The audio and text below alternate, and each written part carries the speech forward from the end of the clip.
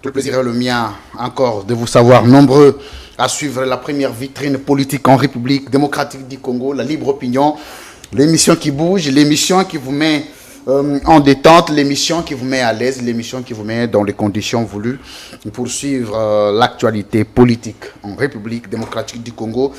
Pour la première émission, nous allons passer 45 minutes d'échange, d'interaction politique. À 15h10 ou 15 minutes, nous allons encore démarrer le nouveau numéro avec le candidat président de la République, Tony Bolamba Cassius, ancien gouverneur de l'Équateur. Personnalité politique et fonctionnaire international va être ici pour évaluer avec nous la situation politique. Merci encore une fois parce que vous avez senti de moins en moins de productions de ma part. On avait besoin de se reposer un peu, de redéfinir la ligne politique parce que vous savez, c'était dur de la manière dont les élections se sont passées dans notre pays. Il ne fallait pas faire ces revirements. Nous avions besoin de nous stopper un peu pendant 1 ou 2 semaines, réfléchir comment il faut relancer les combats politiques. Bienvenue à vous tous, vous qui aimez SEMEL, vous qui aimez la vérité, vous qui aimez la démocratie, vous qui aimez la liberté. Pêchez-vous encore une fois, vendredi 26 janvier 2024, dans nos installations de SEMEL 13 Télévision, nous allons faire la réévaluation systémique des processus électoraux en République démocratique du Congo. Après plusieurs dégâts, on parle des dégâts électoraux. Il y a une vidéo qui est prévue de la part de la technique. Claudine Zita va nous balancer un morceau de la vidéo qui prend en compte les différents événements malheureux qui ont accompagné les processus électoraux et qui pourraient avoir de l'impact sur le résultat de chaque candidat, commençant par le président de la République lui aussi.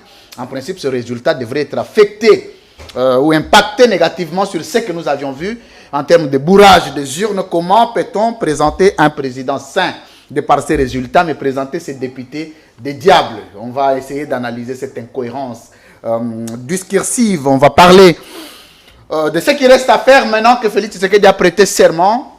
Comment nous allons redresser et donner une autre direction pour le pays.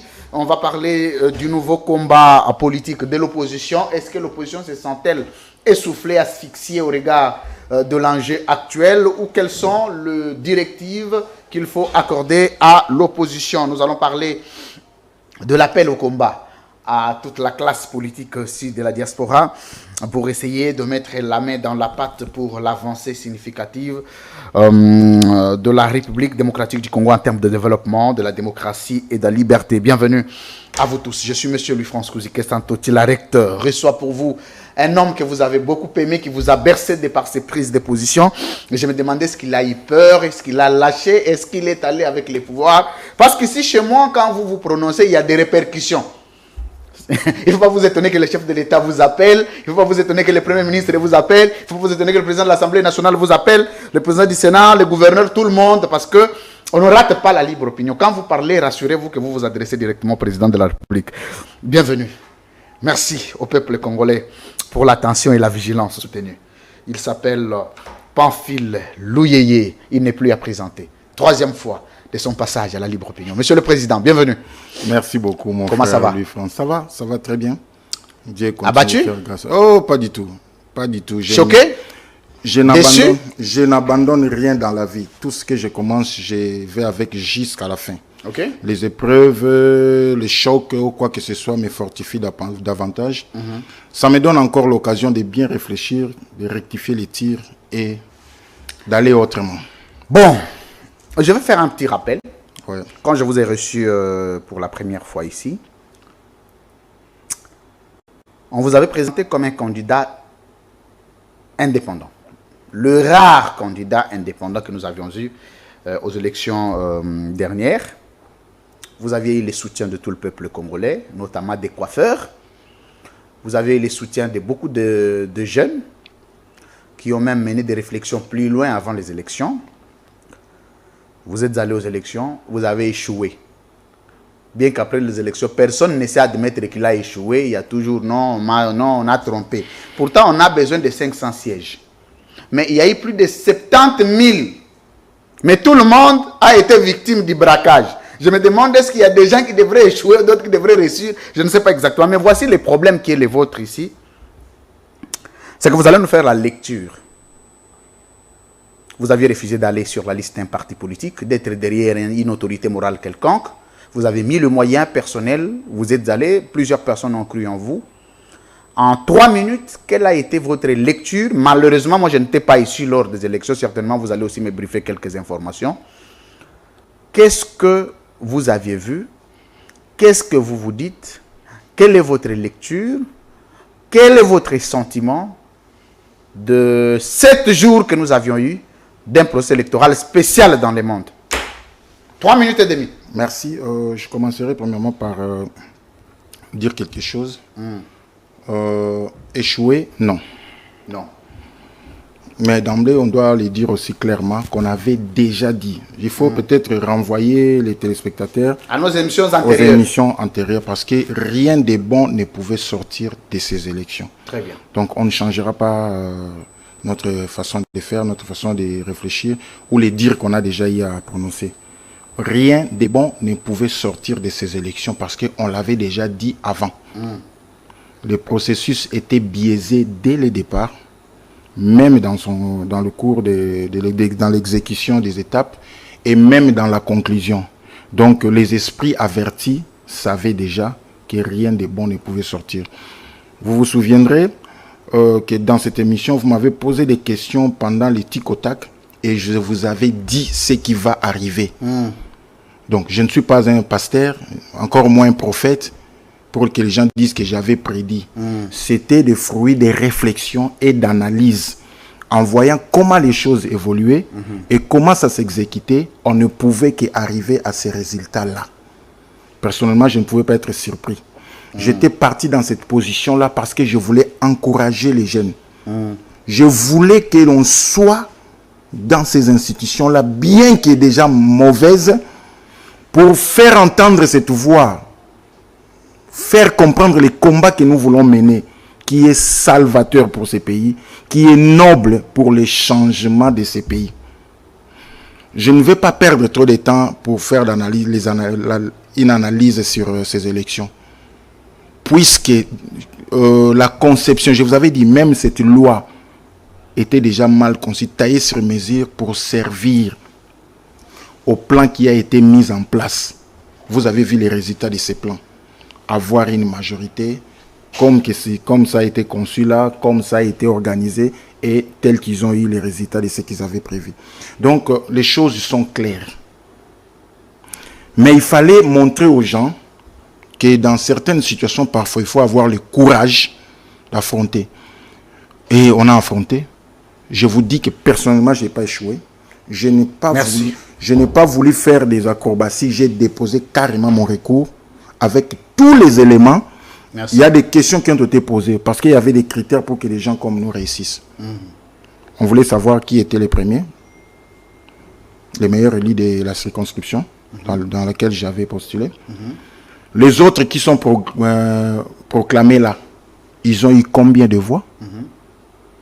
Et si les partis qu'ils ont cités, qui ont atteint les sièges, est-ce qu'ils peuvent nous le montrer? Parce qu'ils ont dit qu'ils vont mettre tout dans les sites, non? Qu'on mette ne fût-ce que pour raison d'histoire, que les gens qui viendront après voient que c'est ça. Nous allons regarder tous, je vais rentrer du côté de la régie avant de déboucler ce dossier parce qu'on n'a pas assez à dire. Je veux que la vidéo les dise assez. Comme ça, chacun de nous va tirer de conséquences et savoir qui a été, ou ce qu'a été exactement les élections organisées par Félix Tshisekedi Tshilombo. Alors, régie, play, on se retrouve juste après. Awa tozana monjokwa voté ministre d'État qui Lwandomboyo massivement voyagi Lwanda kende nesika mususu ye fati beto awa monjoku si ça il fallait avoir dans 5000 awa na monjoku motako jolo belagi Lwanda oya ko banani awa zamboka la gi tozo voter butu ya ngoyo tozo voter na monjoku.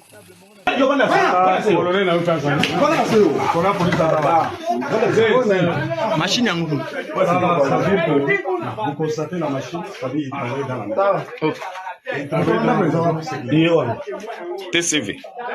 CV, hein? TCV, dans le chef des centres. Alors, dis, il y a mon col. Moi, quand on fait le constat, on fait Machine à voter yango tokuti bazo voter na kati ya ndako. Machine à voter yango taba papier yango. Wewe utate menani. Machine à voter yango.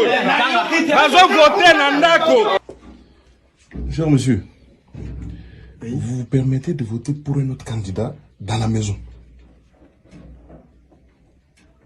Moi, je suis en concurrence avec Séphorien Tomba. Et vous vous permettez de voter pour Tshisekedi lui a donné le travail. Tshisekedi a nommé Séphorien Tomba au haut niveau. Et vous vous permettez de venir... Kangami la centre ya esthétique à Mukungu. À Mukungu. Dodo kangi bango nyonso bazali awa. Botala bakiti. Bakiti électoral yango wana. Bakiti nyonso yango wana na baka.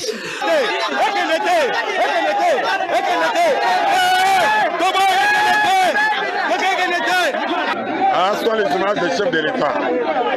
Vous voyez, hein? Vous voyez? Ouais, le bulletin trouvé, le bulletin et la machine à voter trouvé chez Prosper. Vous avez...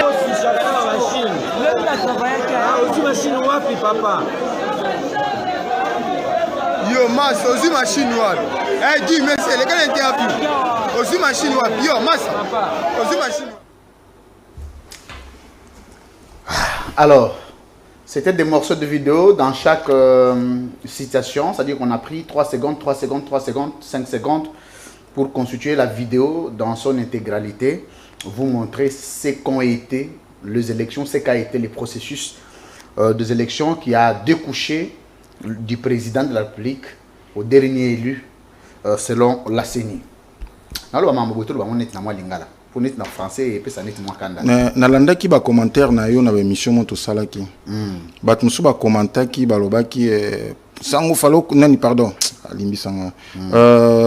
Recteur falo continuer ko loba na français tant lobi na lingala ba moi comme loba ebele so ezaki na français nga ko loba te apparemment les gens ont l'impression que quand on fait l'émission à lingala on ne sait pas parler français. Et les gens sont complexés tous à la bilingue pour na bat musu to lancer le message.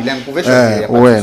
Alors, en 2 minutes, vous avez suivi avec nous cette vidéo qui choque le monde. C'est une première qu'un État, qui s'est dit État, je ne sais pas si nous ne le sommes pas ou nous le sommes, je ne sais pas, un État qui organise les élections de cette manière. Mais le même, voilà, on servit les présidents de la République, on servit les députés, on servit les députés provinciaux, nationaux. Alors, Naozala clair. De façon claire, yo sigo yo lobby ni. Naozala clair. Na quand on a lobby déjà on a encore loba ce qui devait être dit est dit.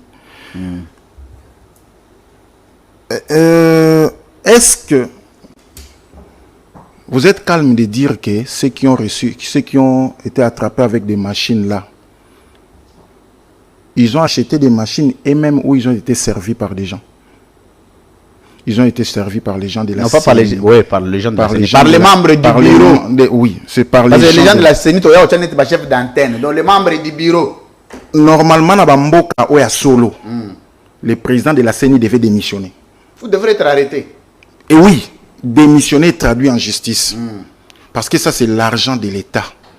Il y a contribuable. Mbongo ya passi, il y a peuple congolais. Ba pesi poto sa la élection, mais moutou. Parce que il y a un responsable numéro 1 de la CENI. Après, il y a des directeurs des opérations, des chargés de tout ça là. Et si comme mon côté na moni place baba, bazu temps représenter mi baba machine. Na ba invalidé. Mais bazu temps représenter bisote ba gens ya CENI o ba serva ki bango ba machine.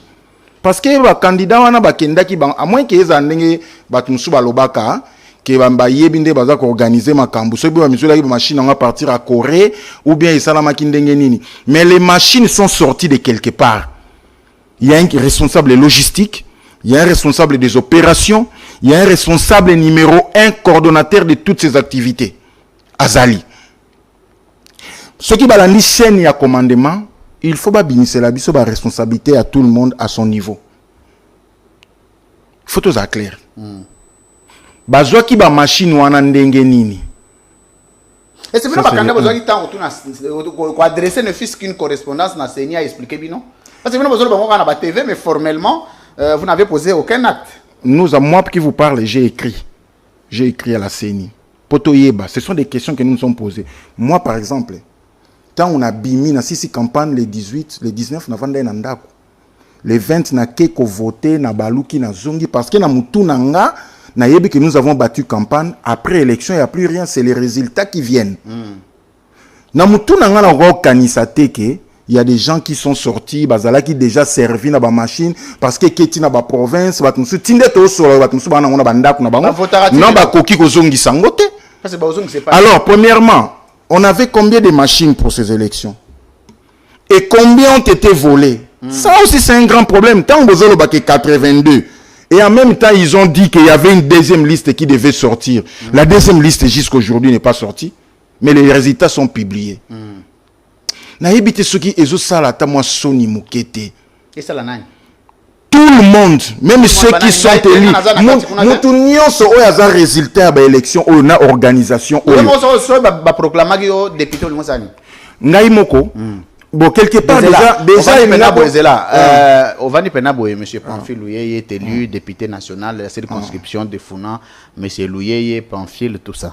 Déjà, il y a un PK à Sony parce que même l'élection n'a pas entaché les irrégularités. Parce que je suis salameli. La irrégularité est zali. Mais il y a une irrégularité est salami à tous les niveaux. À tous les niveaux. Na vi kozalaka Sony te ya koloba kalikam ko benga ngona kombo na ngondenge zali. Kozalaka hypocrite te na vie.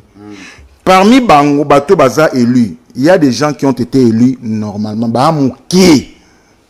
Sur bateau ba votamé normalement ba mouké.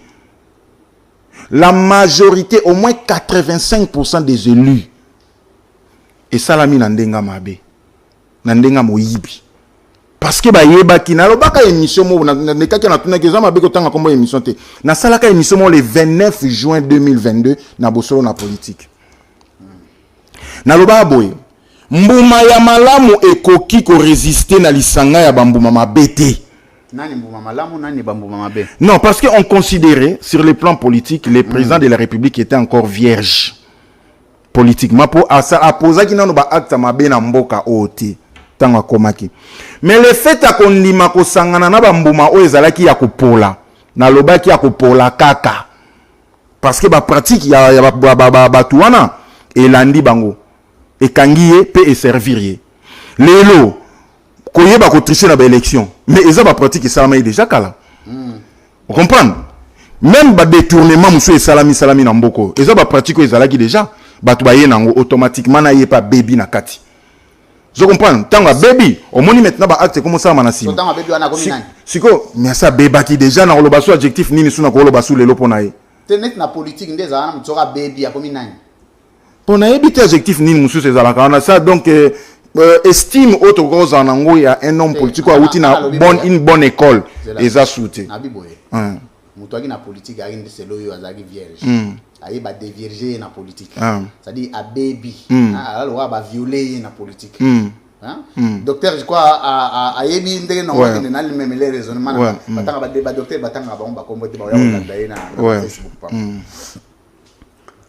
C'est-à-dire que ba violer na politique. Donc a baby. So net na politique photo benga net nani.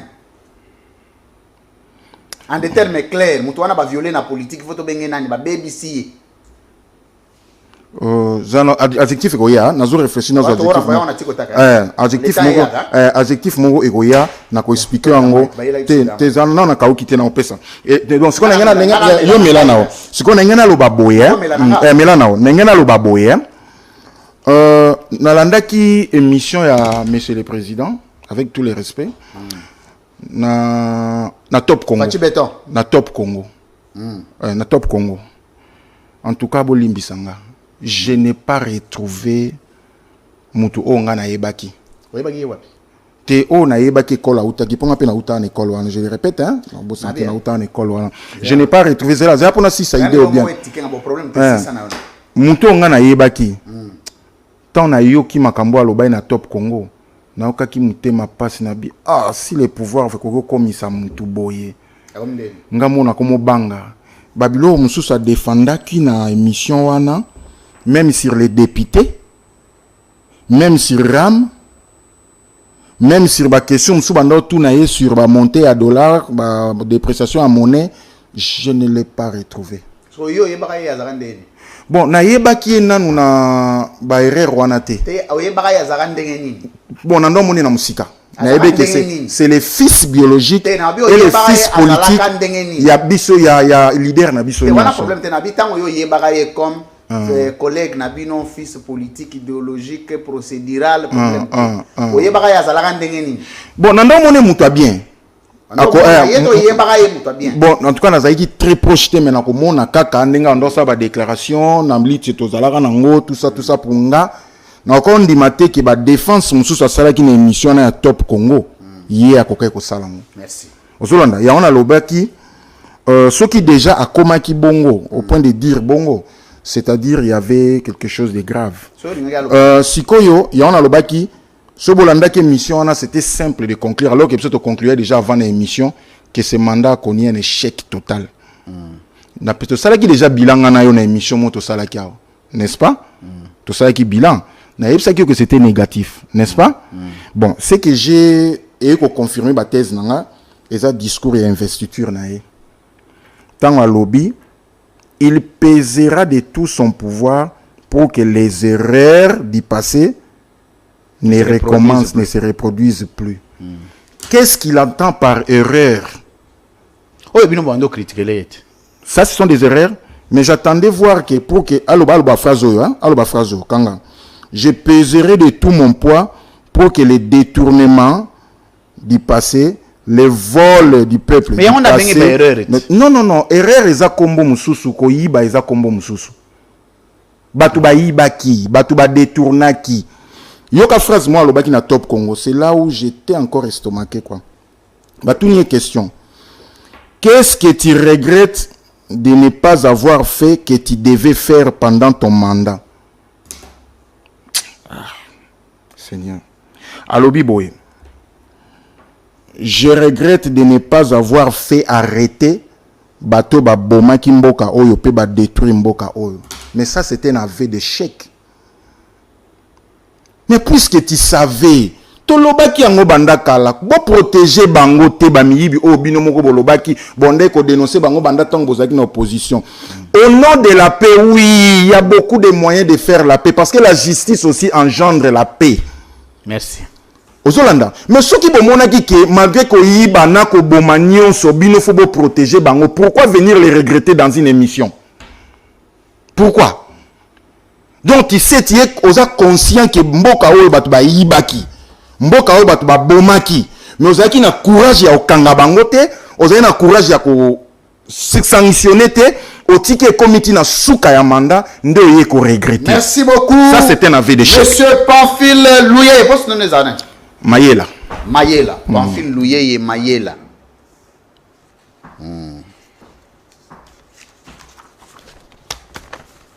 Et puis quand quelqu'un qui est responsable sur beaucoup de gens, ou sur des structures, ou sur les pays, par exemple, les lots, tant que tu as une question sur RAM, alors nous sommes salamaki pour balanda qui ba instruction ngate. Pour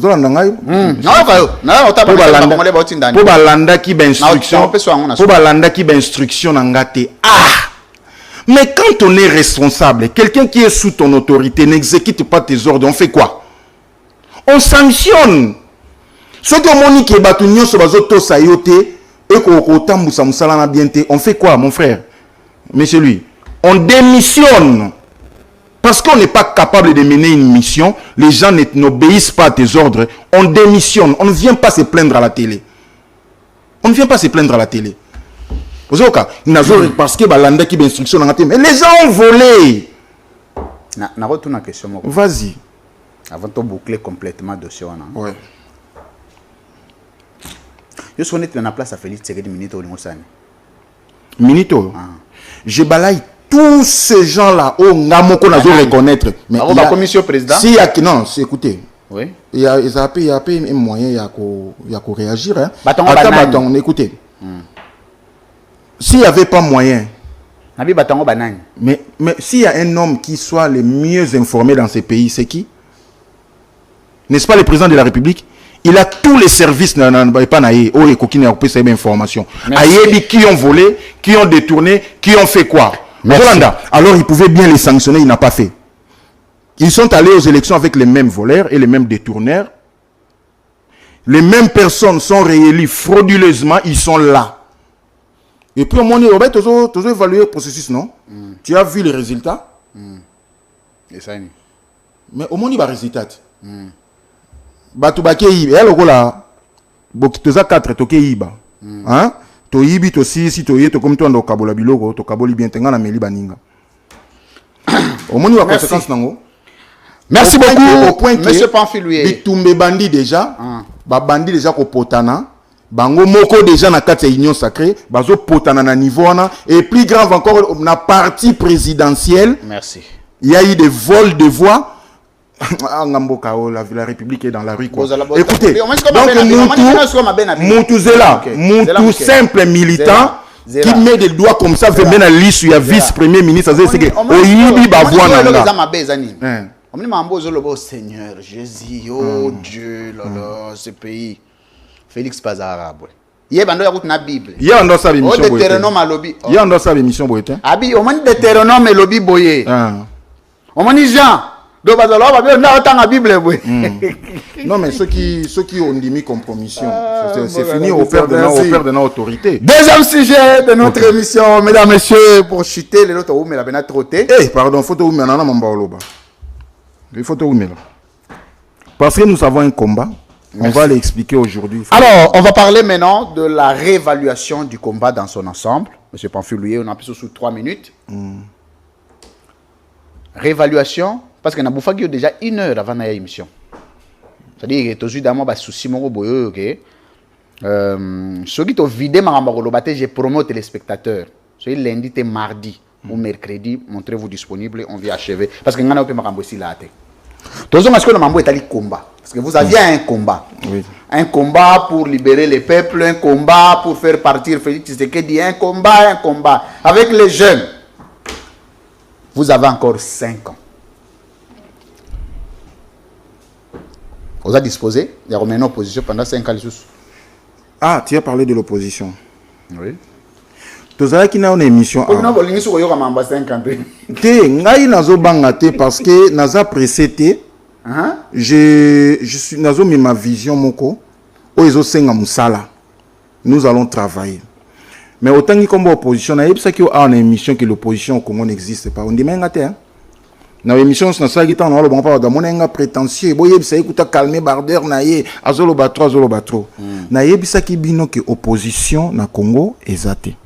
Na yebaki ezaki lo lendo te na analysaki na tali batu nyonso o baza na opposition. Personne n'était là par idéologie. Il faisait une opposition idéologique ou une opposition avec des objectifs salutaires pour les Congo. Bazala quitté. Na yebisa bino. Déjà, ils étaient incapables de se mettre ensemble, sachant que l'élection est à tour moko. Personne, nous tournons sur tout le monde se sentait plus fort. Comment ils sont partis en désordre. Résultat. Si c'était une vraie opposition, parce qu'ils avaient déjà tout dénoncé. Même tant que bazolo bakeba on a lavé moi Mouké Fayoulou pour dire que azonga qui na processus parce que Senko et benga qui ba ça qui to assurer que mamuno ce que bien zonga c'est faux. C'est faux na ça bino ba loba ko ba loba ki aza prétentieux azondi mamututa zo sabwe to yebaki parce qu'il y a une vraie opposition bango moko ba légitimer ba élection oyo. Ba pesi mo valeur et Salami, la communauté internationale, il faut reconnaître parce qu'ils avaient participé. Oui. Si vous n'appartenez ni à l'opposition ni à la majorité, votre famille politique nous a gagné. Parce qu'il y a un peu aussi côté. Nous devons comprendre les pays. L'opposition il faut clair. Soit en opposition, soit en majorité. Il faut comprendre les pays. Depuis 2022 dans la télévision, Toboya qui ba élection, je renvoie les gens. Dans l'émission de solo na politique, il y a le 29 juin 2022. J'avais tout dit. nalobaki soki tokende na baélection na bacondition oyo toza nango bato bakolela ekozala baélection mabe mais yo kendaki quand même te nalobaki boye ekozala baélection ya mabe parce que eza boye mais yo kendaki oui pourquoi non pourquoi nous sommes allés non kuna kute eza na mambo ebele puisque eux ils ont accepté de partir biso pe vision na sur ndako senga toza na position moko boye peut permettre biso voir na biso à l'entendu et dans les institutions yango na kotaki soki bakendaki te tonga to kendete j'avais dit ça à la télévision na lobaki lelo moni résultat et neutraliser bango complètement fayo la bimi na un point il y a pas de problème mais vous allez voir na pesimo déjà moi nini assemblée OK musikate et kokende musika te soit yé moko okoma na position ko dissoudre soit okoma na contrainte à fonctionner na ngote papa les mal corrompt les mal corrompt les biens les mal ekoki ko bota eloko ya soloté zelanga pena tuna ko mitu ko mi ponela ka mituna te moko répondre tenga na pona mituna te moko ko mi le discours sur l'état de la nation non toké yo moko zo pona yo moko zo sa peuple Nabibo, on mettra à un certain moment, il y a Joseph Kabila qui est dans la même position. Au Tchakaye wapi? Oh, on a autonomie. T'es au Klasakaye wapi? Asa leader politique. Au Klasakaye wapi? Na opposition, ton a pouvoir. T'es en opposition, il sait. Non, il est au pouvoir. Ah. Eloko ezoboma population parce que tu as l'analyse biaisée yango ba conséquence ba résultat pezo za la biaisé il est au pouvoir. Comment ça a na pouvoir? Papa to tu n'aille pas le gouvernement okolianga ba minute poto sur la sijan lo baxelange mission mususu pas de problème mais na lobi na yoki il est au pouvoir. Comment ça? Mais il est au pouvoir, déjà. Il est au pouvoir. Ces hommes sont au pouvoir. Donc, tant que tu as une mission, on a le Kabila, tout ça est pembeni parce que nous avons compté dans l'opposition. Nous avons compté dans l'opposition. Mais il n'y avait personne dans l'opposition. On a changé phrase. Papa, nous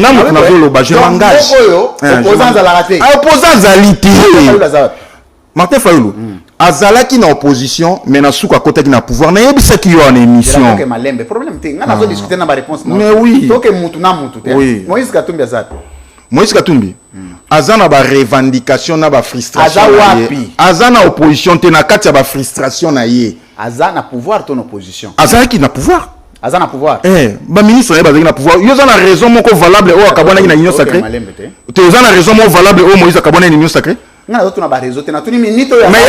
il était au pouvoir na ba frustration na ye na opposition mutazala kité to linginde to bandala to bandande combat oyo et ko définir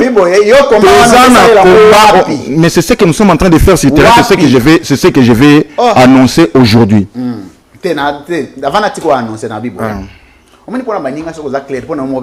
mais oui Martin Fayoulou a une position à pouvoir.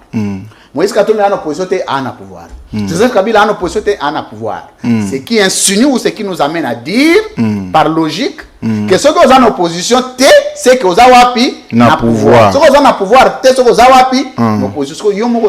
Merci beaucoup. Définir sous Makambu bien. N'expliquer pourquoi nous ne sommes allés ni à l'opposition ni au pouvoir. N'expliquer qu'il y a une émission. Je ne suis pas d'accord avec ces pouvoirs.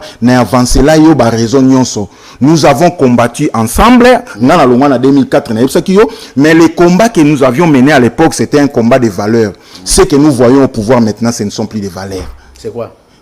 Les anti-valeurs, c'est la même chose que les vieux et les patriotes appelaient les anti-valeurs. Pourquoi peut-être vous avez une opposition? Dans la question que ce sont des frustrés. Ce n'est pas un combat idéologique, ce n'est pas un combat vraiment un contrepoids du pouvoir pour épaisser sa opinion moussoussou par rapport à ce que nous présente le pouvoir. Mais oui, vous voulez dédouaner qui? Est-ce que Zana Moutoumoro a un régime les lois anti-valeur? Ce qui est bitangilangaï. Félix Tshisekedi. Mais comment il est responsable? Il n'a pas sanctionné Batoubaïbaïbi. Mais il est dans les anti-valeurs. Tu veux que je dise quoi? Quand vous protégez les voleurs, lui-même il a dit, il regrette de ne pas les avoir sanctionnés. Il regrette de ne pas les avoir sanctionnés. Il est comment? Il est dans les antivaleurs. Oh là là. Mais il est là. Il est là. Ça à 1h30. À tout moment, on va est-ce qu'on a... Pourquoi tu veux les dédouaner? Ok, merci. Il faut respecter le droit de l'homme. Merci. On ne peut pas violer le droit de l'homme. Et ça me va recouvrir. C'est pas possible. Voilà, parce que la famille Pécho a eu les sous. Natika vite, Nando peut demander.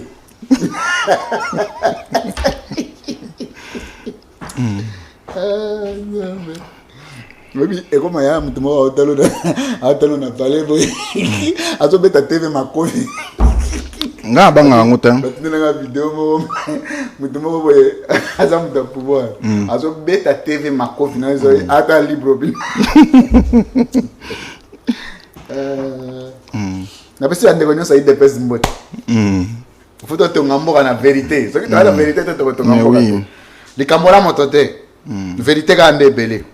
Bon, si vous comment vous définir un monde? Bon, combat la mission 3 minutes. Comment vous allez parvenir? Comment vous allez vous en sortir? Pendant 5 ans encore, il y a résistance. Comment ça va se passer?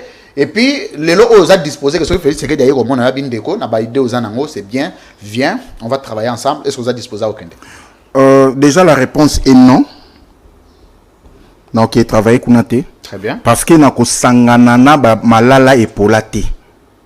Bolimbi sanga pour na lo ba lingala hein. So na français ko bimajectif on soumet lingala les a un peu moins terre à terre hein. Na français vous en êtes ndeni. Je ne fonctionnerai pas avec des gens qui se sont compromis. Malala ils a ba janté. Olobi? Te ba gens ils a malala te. Mais lingala ndé on a bengi ba malala. Des oranges pourris. Donc des là vous avez dirigé par un orange pourri. Té na ozo na ko ya na objectif na wana té lelo. Na lingina lo baboy. Na lingina lo baboy. Na lingina lo baboy. Il y a pas de problème. Na retirer Kasiba. Na lingina lo baboy. Le combat que nous voulons mener, na lingina banda non pa koyebisa batu boye. Naza congolais mais na résidera pe na France. Motolu nanga bakunda awa ba papa na ba parents nanga nyonso tout baza ba congolais. Le Congo c'est notre héritage commun. Na bundaka po na wana. Na jalousie à mutute, na haine à mutute, souci n'angezala kaka. Congo est fonctionné comme un état normal, Moutounio a se retrouvé à vivre vie normale. J'arrêterai mon combat. Par conséquent, il y a un lobby boy. Ce qui n'a zoloba, eza lelo, bitumba otonto mené, eza pona bola mouya Congo. Puisque j'ai défini ce qu'est l'opposition, au batando ben opposition, n'a défini le pouvoir, n'a l'axabatu, c'est quoi les combats que nous voulons mener. Les combats, nous ne les menons pas contre un individu. C'est là où je vais apaiser les gens qui pensent que je combats Félix Tshisekedi. Non, ça là, un combat à bon côté. Parce que ce qu'ils ont fait, après, ils se sont retrouvés avec Barozasun et Loko Salaté. Parce qu'on a fait ça avec Mobutu. Mobutu est parti. On a fait ça dans le musée Kabila, Joseph Kabila.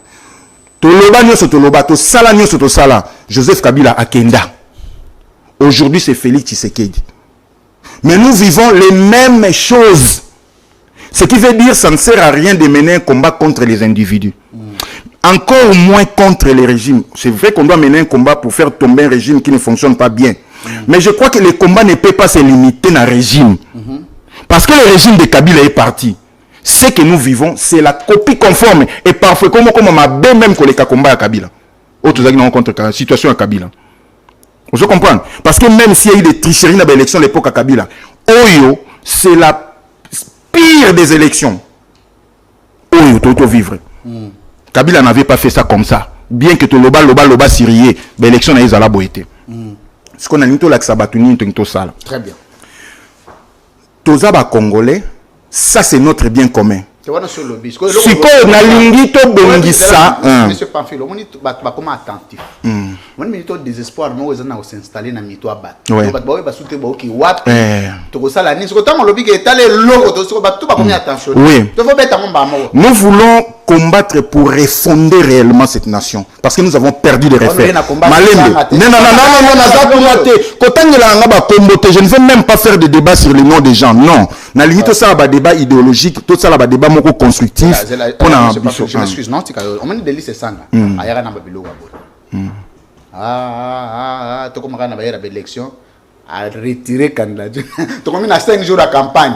À retirer na ba français nyonso ayara na ngwa na showbiz. Ya on a lingna lo baboy. Bala moko ateki candidature. A solder yango. To babiloko honnête la refondation. C'est la recherche, c'est la recherche de l'intérêt. C'est la recherche de l'intérêt individuel. Yango wana ba conséquences na lingi to solo la boy. OK. Na la kisi ke babitumba nyonso to to sala et puis ces résultats malamu te puisque le système n'a pas changé. Les lois ezala qui taillées sur mesure. To ko continue ko vivre ba même conséquences. Biso to lobi boy. Puisque nous voulons refonder ces pays, on doit les refonder sur des valeurs, sur des principes. Oyo ba père fondateur ya Congo ba définissaka. Na début congolais, il y a des matières qui sont là-dedans. Il y a aussi d'autres lois qui ont été mises en place et zala kipé. Biso to lobi boy. Bandeko. To bangate. Toza déjà devant un fait accompli to loba kiango. Maintenant nous voulons faire ceci. Toko banda bitumba na babalabala d'abord. Commencer na ba rue. Tola qui s'abattu, c'est quoi les pays? C'est quoi la nation? C'est quoi un peuple? Quels sont les droits à peuple? Et quelles peuvent être les revendications lorsque les choses ne marchent pas? Comment les faire? Parce que les locaux binisa batuka na balabala poto kende to bundisa boto salaboy et aussi mbate bomoni même batu ba kaboli bambongo pour ba bima na marche batu ba binité, c'est-à-dire ça ne sert à rien les lots to kende vite en besoin to benga batu na balabala to banda par faire un travail na balabala. Ici j'appelle les jeunes yango tolobi, j'appelle les jeunes, tous ceux qui pensent que azana est locaux a koki komema pona mboka oyo pe azan espoir que soki abundi mboka oyo ko bonga na bengi bango baya wapi na babalabala na annoncer place pour ça en première manifestation na babalabala place bozali bokutana bo bandana nous ko solola même sur notre début Congo, notre hymne national bo tala contenu ezana wana bo banda ko analyser bo s'organiser na babalabala biso tokotia tokozela zela tokotia chef de rue, chef de quartier, chef à commune, ainsi de suite. Donc on s'organise bongo na ba commune nyonso ainsi que na ba province. Nazoya. C'est-à-dire que nous mener un combat pour libérer réellement ces pays, changer les choses pour sa refondation parce que ça demande un travail. Bon, on l'a fait Azamuntu suka na ngwa olongwa. Ce que sengito kwe isaye pendant son mandat, le moment venu toko kwe isaye. Ozoka, ce que sengito kwe isaye, le moment venu, ce qui peuple a commis enseigné, toko mi capable de rebimisser na balabala, même yemo ka commis pro robima na baba, yemoko, moko le peuple na ko telema a résister parce que nous considérons que l'arme la plus forte, c'est pas l'armée qui monte en puissance, c'est pas l'armée qui monte en puissance, mais c'est le peuple. Mais ce peuple-là, malheureusement, les lots, ils ont enseigné. Yango na lo baboy. Na bandi nanu na bandeko oboza na Europe. Na diaspora. Dans nos propositions na ba loi musuto on a des constitutions biso to kanisa to proposer na ba juriste to travailler na bango. To lingi to sala proposition ya un régime présidentiel. C'est-à-dire renforcé avec pour tous na ba danger belé to courir na mboka o. Ba gouverneur bazonga kozala nommé par le président de la République mais ba non originaire. Toujours continuer ko kende. Mais aussi nous avons de l'intelligence et la connaissance au bandeko bazana libanda ya mboka ba acquérir. Et c'est important pour Namboka. De la même façon qu'on a fait élire les présidents na libanda. Les losokotali population ya Congo. O ezali banda mboka. C'est presque les 1/10 ya pour Yamboka o. Si nous avons 500 députés dans l'Assemblée nationale, alors les 1/10 est comme Akobima pe na diaspora. non seulement en Europe, mais c'est-à-dire que Baza Penda élu Kuna, résident dans se présenter. Là, on a élu seulement les présidents. On n'a pas élu les députés. Les députés étaient caca les présidents. Mais Babimi Kuna, au moins il y a pas de non, il n'y a pas de nalobi. Pour moi, il conflit entre la diaspora et le pouvoir. Pouvoir moko esika la régler en wezate. Pe ba ko kana bango ngote.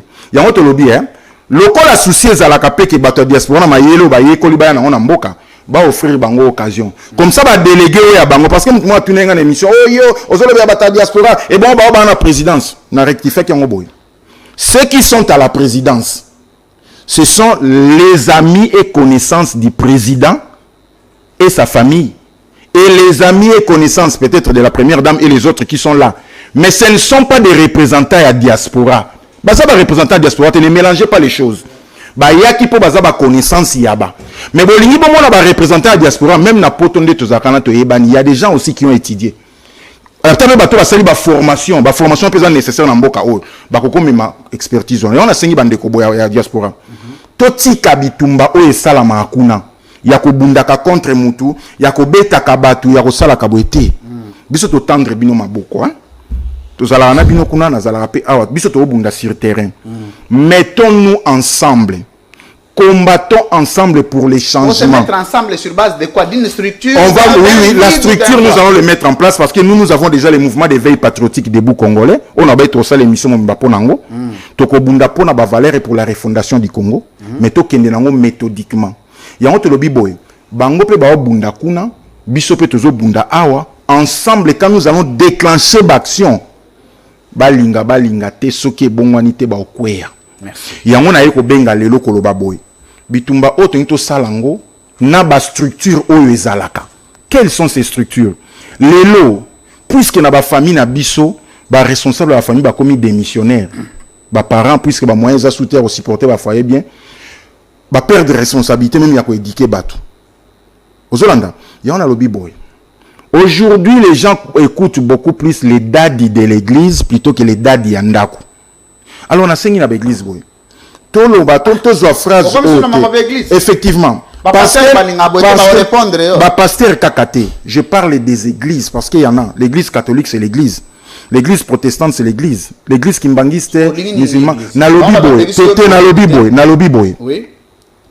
Au lieu de ça, la déclaration. Non, nous allons publier nos résultats. Ah, biso toza d'accord na boy. Ah, biso boyete. Envoyez vos jeunes. Bayato travailler ensemble dans ces mouvements, dans ces combats que nous sommes en train de mener. Oui, quand les mêmes structures au Nango. Au lieu ba église et comme à suyer parce que ba pesa qui position mo face à une situation. Ba jeunes au bozana bango, bo banda ko enseigner bango. Aussi na ba pasteur. Vous prenez le temps pour la prédication. Prenez aussi même 15 minutes pendant vos cultes. Apprenez à la population le patriotisme, le civisme.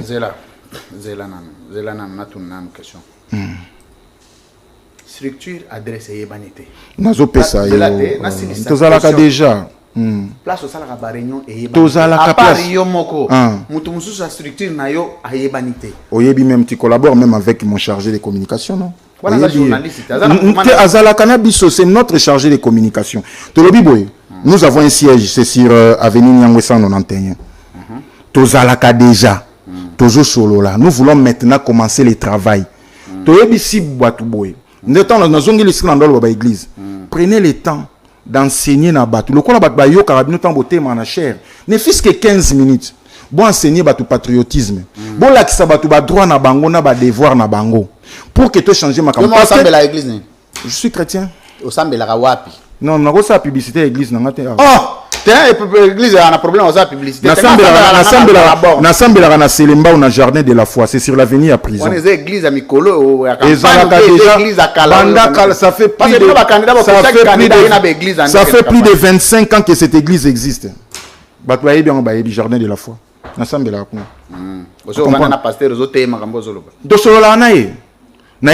vous avez un rôle à jouer au lieu de courir derrière des politiciens pour passer la Kinshasa balinga ba conseil Zélande konanga voilà ça là on a condé zana bisayo oui bazana musala ko sala parce que bandimi bato ba peuple azo souffrir et ça quand même peuple o akendaka na église ba prière musu to sala awa na Congo eza ba prière à Congo na mboka musu esala maté eza prière té oui parce que pas il est qui mais ce qui a solo bazana souci à peuple wana ba banda ko enseigner bango ce qui ba activité ya boyezo sala mabatinda ka bango to constituer une force un contrepoids au monde na lire to okende je vous dis so on va passer dans l'église en bazana simana yo obi nazana besoin tozana besoin ba jeune même ba pasteur ou ba la responsable la structure yango mais c'est moi non c'est moi mais c'est Pamphile oui point ni na tuna question na c'est pourquoi voilà omoni tango zo benga batu baya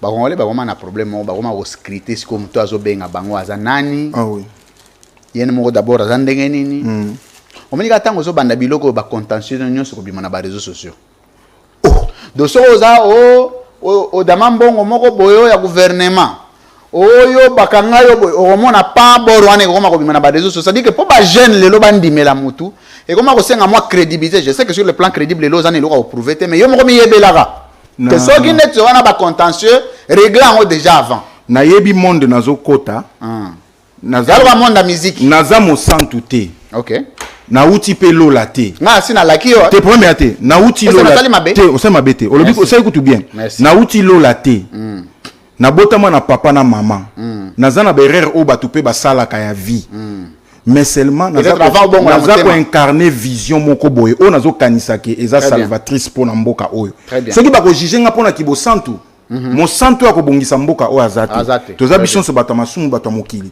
mais soki likanisi malamu ezali eza mabete on a lobi boye na ba pasteur na ba église nyonso o bazo yokanga na lobaki na kosala démarche wana na okende kutana na ba responsable ba église nyonso to ko lakisa bango vision oyo biso tozo porter to ebisa bango soki ya solo bolingi mboka oyo ça ne sert à rien bokotisa mutu mobimba bino na politique parce que zo suyer bino mais les jeunes qui sont là bango nde relève ya mboka oyo to préparer bango nous sommes tous dans la vision même okendétique pour la possibilité de créer même école ya patriotisme c'est-à-dire il faut enseigner batou la preuve bon moni même parmi les politiciens bazana ce sont beaucoup bazaba parvenus baleki de nulle part mais ba chité on a parce qu'il y a eu occasion mutu mo azaki na poste à bengi a commis yango les mêmes erreurs se multiplient to banda na se biso to banda ko organiser même ba séminaire tous na ba moyen té yango peut to lancer appel boy ba oyo ba kanisi que ba koko cheminer na biso ensemble ba moni que bazana ba moyen oyo ba biso to na ba moyen muke on a commencé avec mes moyens à moi Pamphile personnellement et je commence à associer mes amis au bandima qui vision c'est expliquant une émission mon c'est comme dans contexte mususu c'est là contexte on a un contexte électoraliste aux est-ce que mutu mo ba ba croire na en tant que leader donc il faut pas zonga na ba mutu to na il faut to yeba aussi ko bien pour héros ba jeune il faut pas croire na yo ouais ba jeune ba comme un peu exigeant pour na kolanda mutu il faut ba yeba il fait quoi et mo boye ba comme ko teka bana bazali ba comme ko teka ba diamant ya Congo bazali ba to pe ba comme oyebi ba to bela ya pouvoir oka yo ba comme ça la ba traite ba ninya ba dénonciation moi j'en ai reçu une famille oyo ba ya ko dénoncer awa babi mutu moko aza soki na pouvoir boye ayiba bango mwana ya soki ya 6 ans akimisaye. Oui, allez-y, tu m'as loba. Je explique que déjà dans l'émission moko on a une campagne avant na banda makambu o nazo sala lelo na senga kanzambi asunga ngai na sauter na nunzala pona za mutu o ba otambusa ba balote boyete poza na besoin $100 $1000 alandi boy na senga kanzambi nzambe pas salinga grâce a sauter sengai nzala kolata mutuka otambola nango ni nzamba sotese ngango donc na koko vivre bien sans qu'il na dépendre na mutu très bien ba o ba yebinga place na vandaka ba yebinga ce que j'ai fait merci mais je ne peux pas na saler lango publicité wana na besoin de publicité pété est-ce que choqué yo t'es choqué ngate voilà tu as bien fait de le faire on est ba zone d'ombre wana ya on a lobi boy to tandi maboko tozo luka pe ba parce que on est débat ba memela ngo Félix Tshisekedi tant azaka candidat président tunyo sala kanini non, j'ai travaillé par rapport, c'était quand j'ai travaillé, on était avec mon beau-frère, on travaillait dans une... On dirait que disposé te ya koyoka. Tu n'as disposé à Yokao. Tu n'as rien à l'accès. N'as l'accès au lelo olingo comme leader na Congo au sala musala nini. Quelle est ton expérience professionnelle? Nous avons travaillé à la poste. Non, pendant la poste les documents tout na poste za na musala nini.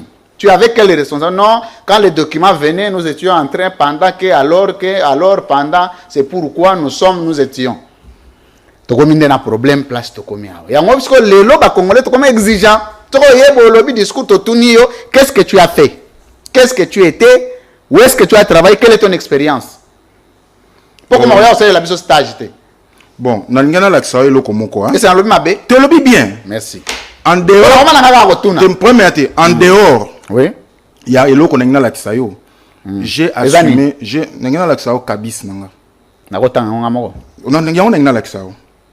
Toke tozo kende na la xayo otangi et puis mutakoko beta na ye abeti na ye na greffe hein akomona ngo ezana zongi sa connexion mutakoko beta na ye na greffe akomona ngo po ekosa raté so beti bando sala nini te na définir ba activité na nyoso araté te matamoko atami balo eza lié to mona ke management nango ekoza la profitable pour na politique amboka na koki ko beta ngo araté pour des raisons de discrétion oui merci na koti déjà dans monde oyo bilo ngo sko yango oyo et vous avez posé un problème. Tu as posé un problème, tu as lobby de. Parce que un jour, quand on a déposé candidature en 2028, non, j'étais journaliste, j'ai été directeur général de CML13, j'étais entrepreneur, voilà, j'ai travaillé.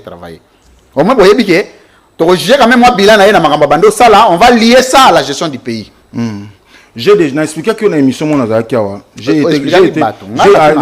j'ai été comptable plusieurs fois dans l'entreprise. Très bien. J'ai été aussi gérant d'entreprise. Bilan est positif. Positif. Mota hotel marala ça me piqué na sala mamba mabemi ngamboko. Il a mis ça tout.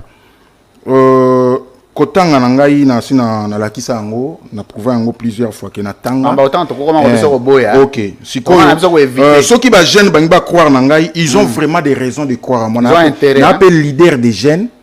Na vandi sa structure mon mboka ça s'appelle Association congolaise de coiffeurs na 24 communes nyoso yebi à Kinshasa. Cette structure est là est viable. Ba croyant na vision na député non. On a coupé ça débat musique à l'issue. Tu continues au lobby. Donc, na lobby boy. Tu lancer appel. Tu as le partenaire. Ndeti va bino boy. Le quoi tu as un bon minga ko yaka na mission ernio sauté. Boko ki ko véhicule un message na biso. Même temps tu tenir activité, boko sunga biso. Tu beau compter déjà sur ngai. Na bengi pe ba journaliste ba na poto au permettre ngana citer de comment azarapé très. Il y a pas de souci, moi j'ai pas de problème. Fabien non c'est qui? Kuswanika. Fabien grand frère, on a passé un bote. Mukola ko sepelato ça na émission bandeko balandake ba oyoka vision absolue quand c'est ça bien. Olingi na tabina en contact? Effectivement. D'autant on bima na ndeko Belgique na fin la semaine prochaine na Belgique. Ezape na bandeko moko bazana azana Paris to ça la pe émission na ye. C'est Joe Matope, la chaîne Congo News Révolution, c'était aussi une émission qui est suivie n'a pas ça avec nous. Bah on peut Monique ba ko soutenir biso financièrement. Bah on soit Monique ba ko soutenir biso financièrement. Boya ko soutenir biso. À ta président de la République. Ce qui a zana likanisi, il y a patriotisme na civisme na mboka. Ezala pona ko soudoyer, non écoutez. Ezala pona ko corrompre bisoté, to changer vision. Nous avons besoin d'enseigner au peuple. T'étais si ça, zana si ça. Zelana si ça. Zana si ça. Te posa wana to le pourquoi? Pona ba moyen o yanga ya muke, tezela na ba moyen o yanga ya muke na kosuka. To au moins na combé otika na nzela etika li ya masolo. Voilà ce que je répondre na question ni. Na répondre na question na o. Na question na o. Na tunaki boya. Pour la nini yo kaka na président de la République. Mama. Donc comment répondre à Milongi? Mais écoutez. Nous biso déjà on n'est pas d'accord avec son pouvoir. Akoya ko soutenir biso na ndengeni. Ici matin na Melisu Mai. Donc, on dit que discours a plus de 20 minutes avant le président avant soutenir. Non, on a l'obité. Non, on a l'obité. C'est pas possible. Il y a soutenir Bissondéni parce que tu as d'accord. C'est là que déjà tu as répondu. Ouais, continue. Non, on est là. Ba idée, nazo salambela. Ba idée non c'est quota. Non, ça na jouer rôle nangai. Na salambela. Tu nazo benga. Na bengi na ba de. Mais pourquoi là comme ça sélectif? Sélectif, c'est-à-dire pour na. C'est-à-dire que batimiso zo boya aide na bango. Mais naboyi parce que Joseph Kabila a début non. Soki souci na ye, soki souci na ye. Et c'est un début non? Oui. Joseph Kabila a début non? Va participer à oui, ça va problème quand on a lelo. Tony Bolamba a début non? Bon, à quoi non na mabemo te na mboko agoya. Moïse Katumbi a début non? Te. Maman Olive a début non? Te. Maman Denise a début non? Te.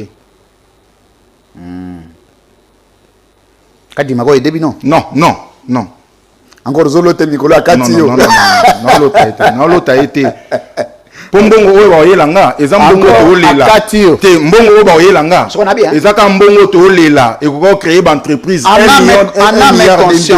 âme conscience yo pena soko taliba kongo lelo o eshwaki na yo na ndenga vrai nazwaki na koti ba élément nanga nyonso nazwaki wa c'est ça cour constitutionnel na koti saki ba élément o naza nango jusque là nazolo ba bien soki ba ke na Selembao la seule personne qui avait eu plus de voix que nga na Selembao c'est Ntingi Pululu. Mais Aza invalidé. C'est-à-dire après Ntingi Pululu na Semba, j'avais fait une campagne stratégique. Naïeba quelles sont les communes qui pèsent. Merci. Vous comprenez? Nasi Sambela nanga. Nazwaki tous de la cour constitutionnelle. Tous de la cour constitutionnelle. Nazwaki c'est bon. Nazwaki. Moi mon bal la. Oui, Nazwaki nazana bani nanga na côté. Nabi c'est bon. Ah oui. Nasi Sakimbela nanga. Nabi c'est bon. Tembela nanga. Merci. Ngala na likamute. Na problème te. Merci.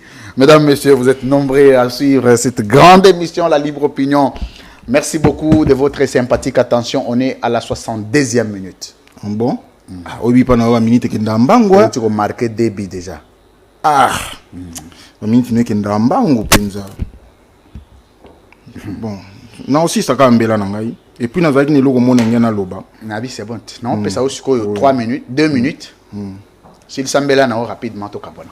Okay. On a beto ce qu'on a biloko mo mi bala ti ko taka boto ka mbela na ngai ezalaki o na ndoloba na bengi ba jeune na bandaki wana ba oyo bazo kanisa ki ba koko servir mboka oyo parce que lelo ko koma na politique et comme il faut za ndeko ya na simi on moni comment les choses se sont fait ba ndeko na bango nde babimi ba o bango ba parrainer ba o bazaza ndengwa donc na site bato ba na cité ba na mayele ya komema quelque chose ba na ba parenté bazana ba parti simbi bango bongote c'est que ba ko servir mboko te ya on te lobi ba o bazo kanisa ke ba ko servir Congo lobi ba ya to bandana se to bandana enseignement o ya se na ba quartier ba ye ba yo à partir à quartier na yo na balabala na yo quartier na yo ye ba yo o banda ko franchir ba échelon nyonso malembe boto servir mboka o bien c'est ça le travail que nous voulons faire mais tant que population na aux enseigner mon frère Mukolo toko bimana balabala, on va faire trembler les choses.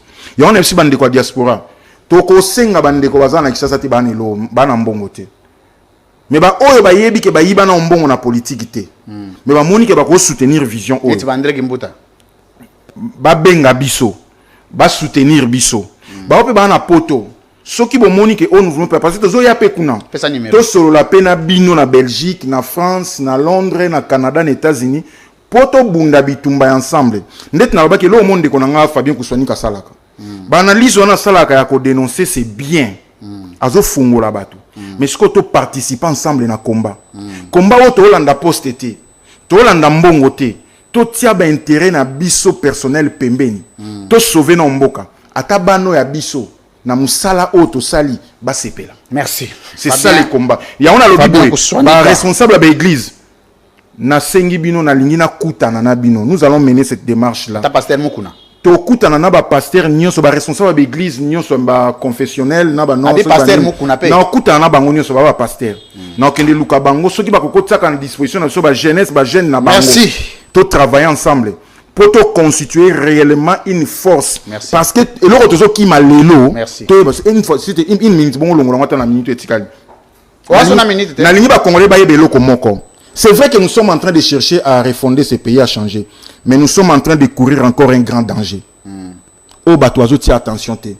Mboka na biso na este ezo kende. Bazo boto la biso tout est déjà fait. Au monde ba komo tsa ba administration hein. Merci. Toloba ki yango, mais t'as la problème toza nango lelo. Rapidement. Tozo bundana lobaka ke régime oyo ekosila 5 ans nango ba okoka kosisa guerre te. Bat bandimenga te balobaki ozo loba n'importe quoi tout ça. 5 ans et sili. Le président de la République avait dit soki asili si guerre oyo te a considérer mandat na yesa nini échoué. Donc c'est-à-dire il a échoué. Merci. Siko etikali likambo na biso peuple. Na lobi bozela. Biso mouvement d'éveil patriotique de vous Congolais to komelaki Nations Unies. Na Union européenne, nous vous mettons devant vos responsabilités. Mouvement d'éveil patriotique de vous Congolais. Mouvement d'éveil. Il y a un azoloba, toi Congolais. Tu comprends que la guerre s'est faite par les Rwandais. Mais Rwanda t'es comme il doit.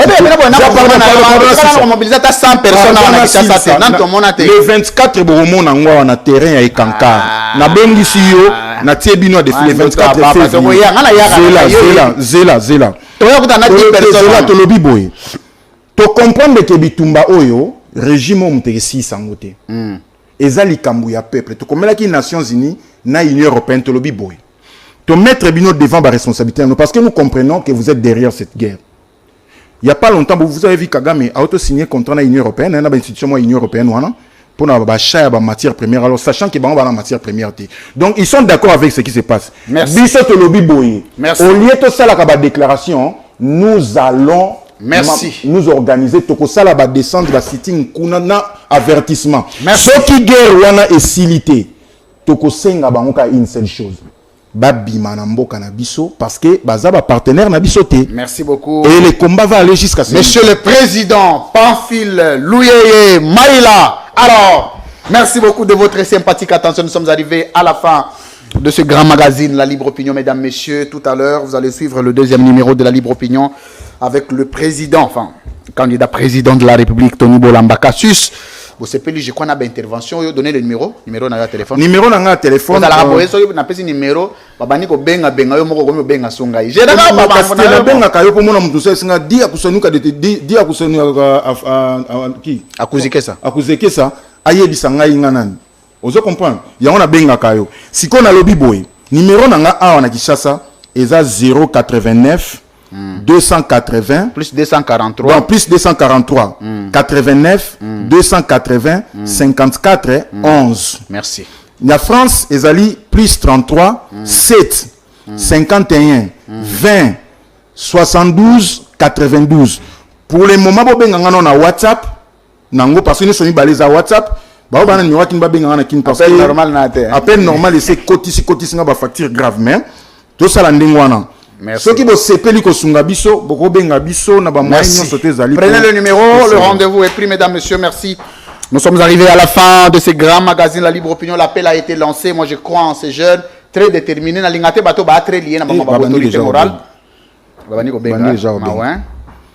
parce que ça montre que on est suivi.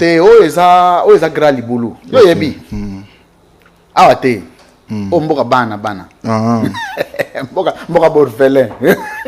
C'est bien. Alors, Régie, Ticotac, on se retrouve juste après. Play.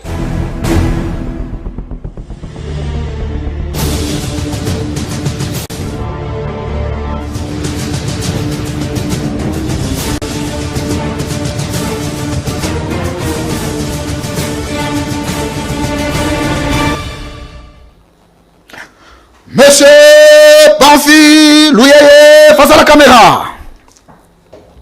Vrai ou faux, tu connais que régime mobimba, ou les okamba biso le leza ba malala ropola. Ya ropola. Est-ce que nakati malala ropola ko zali lala moko bien? Nakati ne bazana. Na bande la question. Bandela. C'est pas possible. Alobi boy. Est-ce que nakati malala ropola ko zali lala bien? Et vous avez bien les nisa déjà ropola. Très bien.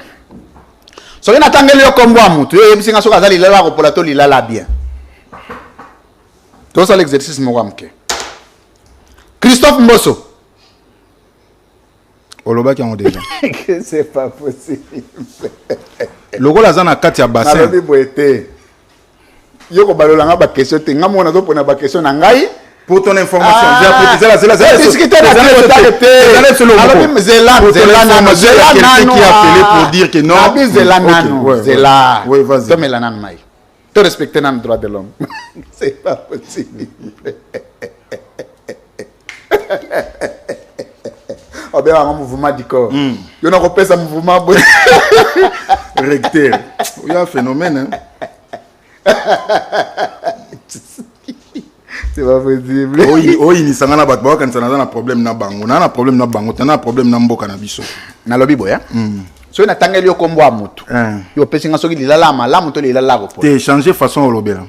Changer pour bazo. Yo mettre na ba question. Bazo zwango lokola ba insulte. Na lingi te ba zwanga bongo, mais na lingi ba yeba que je ne suis pas d'accord avec leur façon de fonctionner. Mais nga question na ko tuna sundeni. Ponga na bandenge na nga na tuna. Bo tuna bandenge nao. Ça, on ba jeune ba croire na. Il faut pas mona ba côté moko boye, ba fra meze belé. Te na fra metenga banga mutu te. Vrai fo o tiko lo ba régime mobimbe ya malala ko pola. Les malala ko pola. So na tangeli yo kombo mutu e bisinga soki azali lala ko pola to lilala bien. Ouais. Christophe Mbosso. Yamabe. Ya ko pola, mabete. Lilala ko pola. Bahati Lukwebo. Même Lilala. Lilala Ropola. Jean-Pierre Bemba. Lilala. Lilala Ropola. Félix Tshisekedi. Lilala. Lilala. Lilala Ropola, toi malam. Solo baki déjà. Baza ensemble. Ceux qui m'ont suivi, monsieur Ropola, bien aux Andes. Monsieur Panfi, Louye, face à la caméra. Avant-dernière question.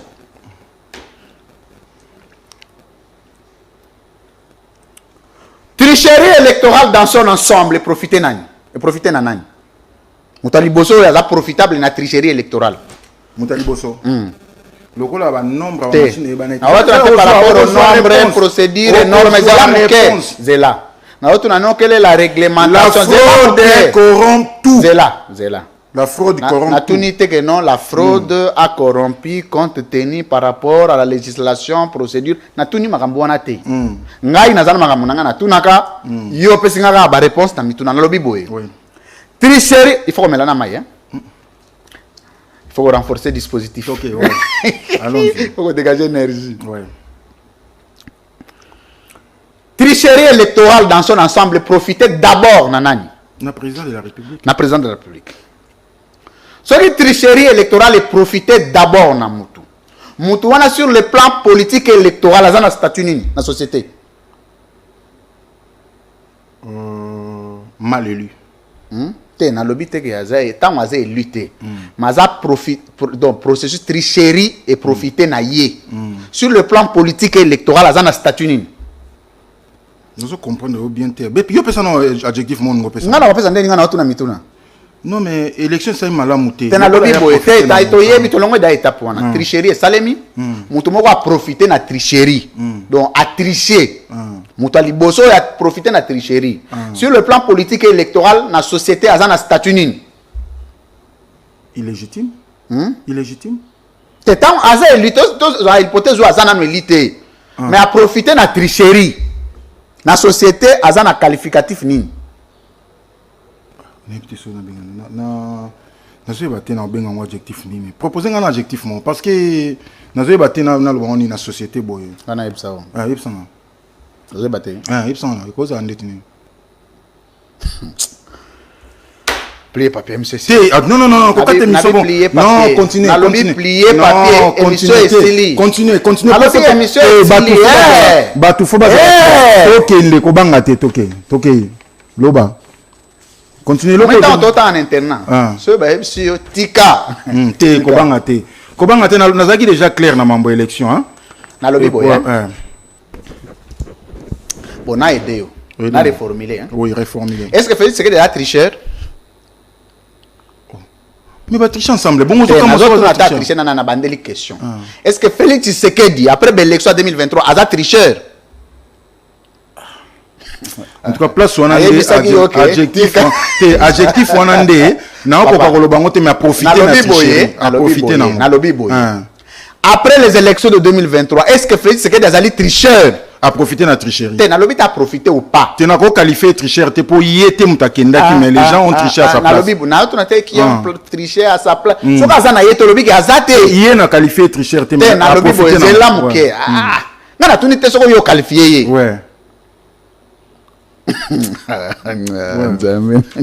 Kasi toza clair, tozo sur la lobby boy vrai ou faux, il y a eu tricherie, il y a l'élection en 2023. Oui. Vrai ou faux tricherie, on est profité d'abord en premier président de la République. Oui. Vrai ou faux président de la République, Azali tricheur. À profiter de la tricherie. C'est pas possible. À profiter de la tricherie, oui. À profiter, non. Est-ce que Mouto a profité de la tricherie? Azali tricheur? Ce qui a dénoncé ta tricherie. Ce qui a dénoncé en mot dénoncé ou pas te nalobi. Est-ce que Mouto a profité de la tricherie? Azali tricheur? Mais ce qui a profité de la tricherie, il y a le Rwanda n'examen. Te nazo tout na te. Olobi ango déjà. Olobi ango déjà. Ah, olobi ango déjà. Azali tricheur. Olobi ango déjà.